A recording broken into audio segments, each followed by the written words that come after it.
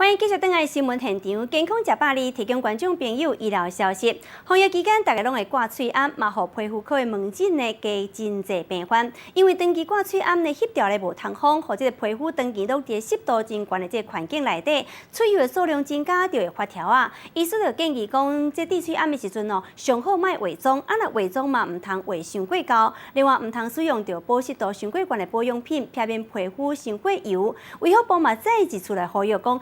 两个人哦，离50公分内，而且接触15分钟以上，才有需要呢来挂这个喙암。互相呢离超过1公尺，如果或者是讲伫户外啦，或者是讲伫通风好的所在，就无需要来挂喙암。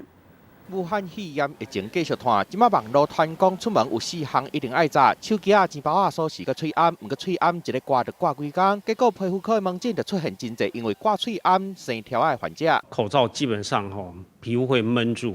那闷住，温度、湿度都会变高，那所以皮脂腺的分泌也会比较旺盛。痘痘来讲，都会比较严重一点。喙암挂起来，规个就翕条的。医生提醒讲，若是要挂喙암挂真久，化妆莫化甲伤高，化伤高细腻会更加翕，发条啊一直生。另外，保湿功能上好的保养品嘛，尽量莫抹，避免伤过油对皮肤的伤害更加大。如果自己是慢性病，可能身体很虚弱的人，一个是自己有病的人。 戴口罩，避免传染给大家。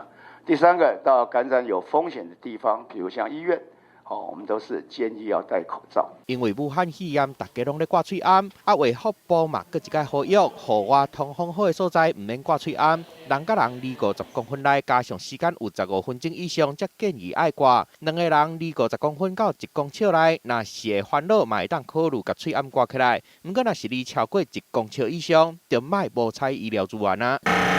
另外，酒精嘛莫一直喷，酒精喷伤济，皮肤的油脂无去，手颠倒会变，较严重的会过敏出现湿疹。手洗好清气，才是对抗疫情上好的方法。记者综合报道。